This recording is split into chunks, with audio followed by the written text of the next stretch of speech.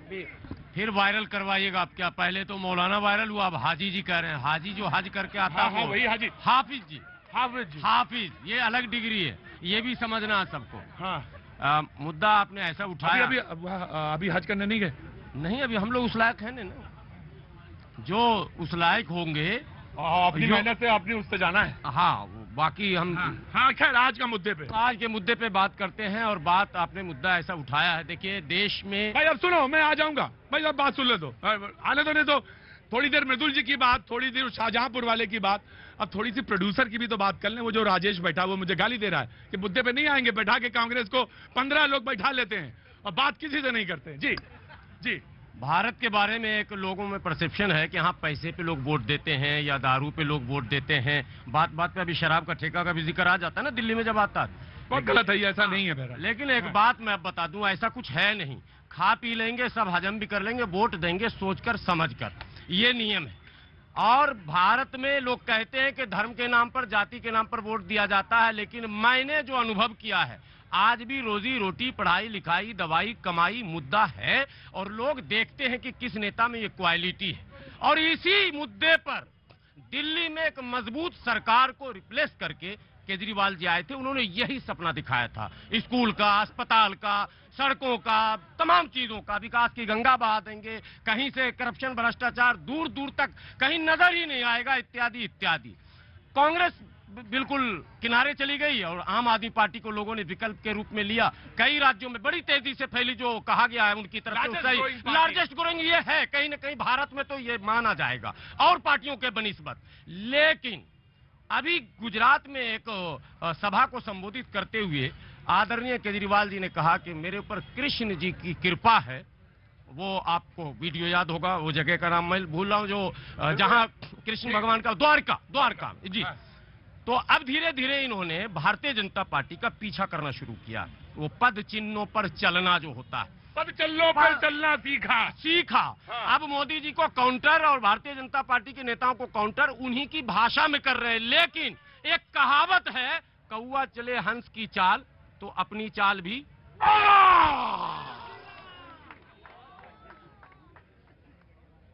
नाराज है क्या? नहीं, तो बड़ा ऐसे खड़ी थी आप। कहाँ से आप आई हैं? दिल्ली से चांदी चौक से। स्टीफन हॉस्पिटल 30,000 से। जी, कौवा चले हंस की चाल, बिल्कुल बिल्कुल। अरे इसलिए दिल्ली के मुख्यमंत्री आदरणीय केजरीवाल जी से कहूंगा, आपने जिस मुद्दे को पहले जनता को के सामने रखा था, प्लीज प्लीज आप लौट चले। बहुत हो गया धर्म की राजनीति, उसी रास्ते पर मत जाइए। आइए, रोजी रोटी, पढ़ाई लिखाई, दवाई कमाई, शिक्षा को आप बेहतर कीजिए। आज जो ढोल पीटा जा रहा, मैं एसएमसी का वीसी हूं अपने स्कूल में जोगाबाई में, मैं जो स्थिति देख रहा हूं बाहर कह नहीं सकता हूं। अगर कैमरा घुमा दूंगा ना तो राज खुल जाएंगे। कुछ 4 स्कूल दिखाकर आप क्या दिखा रहे हैं? उससे तो हजारों डीएवी है, हजारों सेंट पॉल है, सेंट जेवियर्स है और बहुत सारे स्कूल है। आप उन स्कूलों को दुरुस्त कीजिए। कैपेसिटी से 3 गुना स्टूडेंट है, कैपेसिटी 3000 का स्टूडेंट 6000। शिक्षक नहीं, उर्दू शिक्षक नहीं, कहीं जो है साइंस नहीं। जोगाबाई में जहां एसएमसी का बीसी हूं, वहां साइंस के टीचर ही नहीं, साइंस का क्लास ही नहीं, बच्चे कहां जाएंगे? अरे दया शंकर जी, गुस्सा ना हो, ये खड़े है ये बात। सर ये तर्क ही हंस और कौआ का तर्क ही गलत है। एक चीज इनसे मैं पूछना चाहता हूं कि 27 साल तक जिस राज्य में पूर्ण बहुमत के साथ आप सरकार बनाते हैं, पूरे देश में उसका मॉडल लेके जाते हैं, क्या आज 27 साल के बाद आज भी आपको वहां सफाई देने की जरूरत पड़ी है? कोई तो कारण होगा जिसके चलते आप सफाई दे रहे हैं। राइट।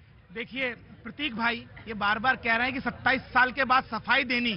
27 साल में एक नई पीढ़ी आ गई है जिसको कांग्रेस के उस कुशासन का जो है प्रतिबिंब दिखाना अत्यंत आवश्यक है कि जब दंगे होते थे, कर्फ्यू लगते थे, बड़े बड़े माफिया वहां पर समुद्र तटों पे कब्जा करके, गोदियों पे कब्जा करके खड़े होते थे। आज गुजरात जो है देश की सबसे बड़ी अर्थव्यवस्था है, विदेशों के अंदर सबसे निवेश गुजरात में आ रहा है। ये गुजराती भाइयों को बताने की आवश्यकता है। देखिए, जब से राजनीति में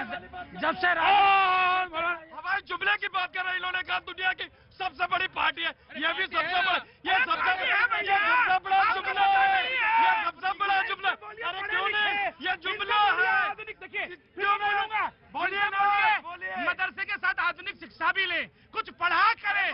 देश की सबसे बड़ी पूरे विश्व में कंप्यूटर होना चाहिए। मोदी जी भारतीय जनता पार्टी है।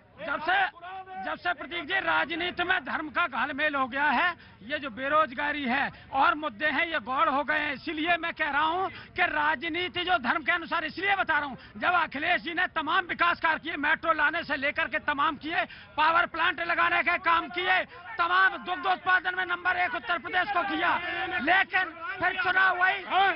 अब अखिलेश जी के सपने में कृष्ण भगवान कब्रिस्तान में आया।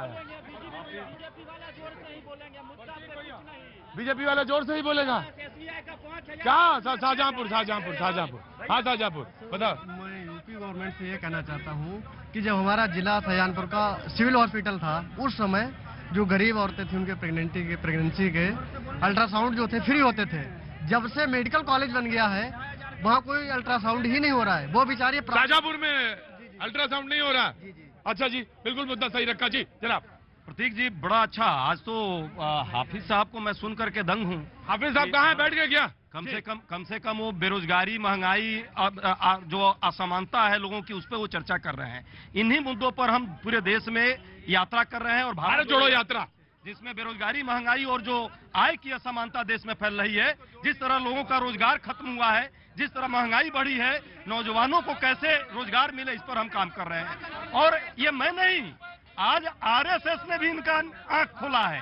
आरएसएस ने भी कहा कि देश में बेरोजगारी बढ़ रही है, असमानता बढ़ रही है और गरीबी जो है सरकार की अक्षमता से बढ़ रही है। क्या इस पर भी अंधभक्त यदि आंख पर पट्टी बांधे रहेंगे तो ये ठीक नहीं होगा। राइट। पैदल चलने से क्या भारत जुड़ जाएगी? एक मिनट पिंटू। हाँ, पैदल चलने से या किसी के रोड पे चलने से भारत जुड़ जाएगी? मैं एक minute of course you will respond. पैदल चलने, पिंटू जी, पैदल चलने से क्या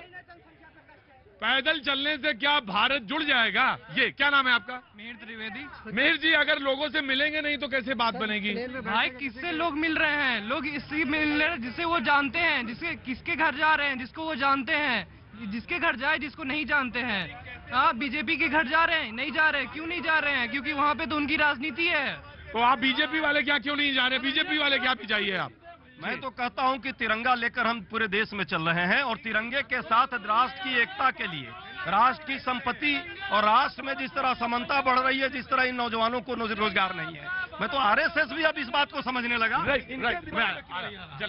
देखिए, सबसे पहले तो मैं आपको बता दूं कि ये जितना पेट में दर्द हो रहा है ना भाजपा वालों को, ये इस बात का प्रमाण है कि गुजरात में क्या होने के लिए जा रहा है। गुजरात में आम आदमी पार्टी की सरकार बनने के लिए जा रही है, इसीलिए तिलमिलाहट है। गुजरात में आम आदमी पार्टी की सरकार बनने जा रही है जी।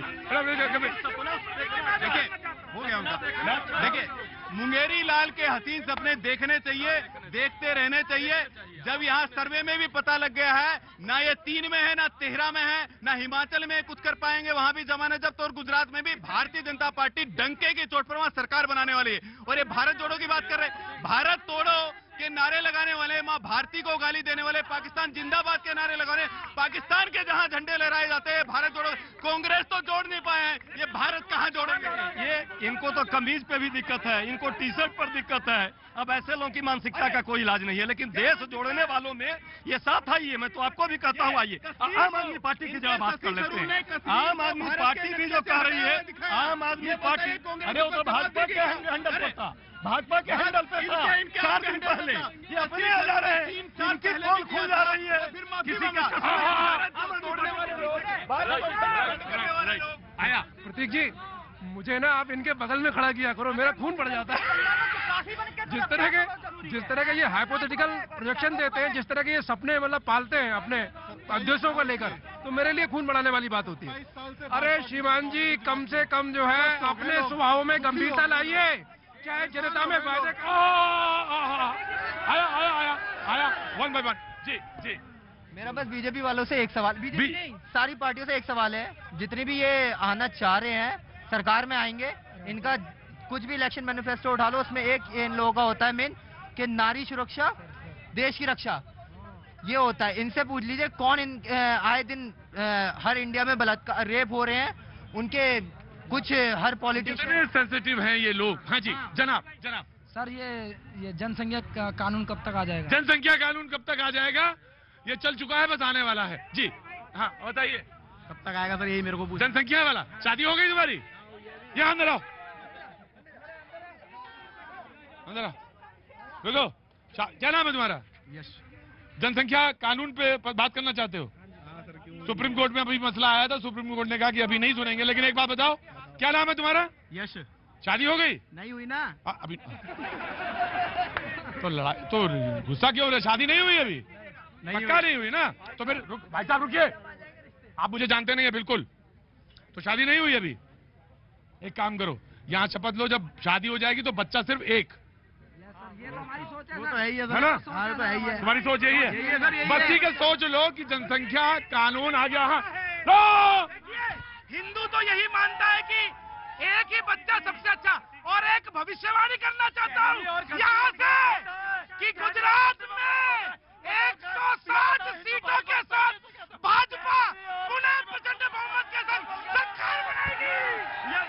ये भाजपा की हमेशा कहनी और कथनी में बहुत फर्क होता है। अच्छा बताओ कहाँ है भैया बिल्कुल गलत बात नहीं है। आप एक समुदाय को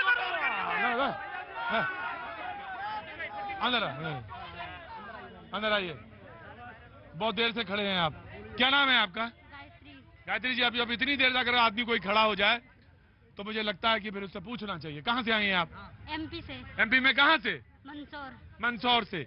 मंदसौर में गया हूँ, शो किया है मैंने, मंदसौर में कई शो किए हैं। कैसे आना हुआ इधर? घूमने आए थे। घूमने आए, किसके साथ? आज नमस्ते नमस्ते नमस्ते, बैठिए बैठिए, खड़े हुए। मैंने आपसे कहा आज नंबर नहीं है आपका। जी प्रतीक भाई, मैं एक सवाल सिर्फ यही पूछना चाहता हूं आपके चैनल के माध्यम से कि 27 साल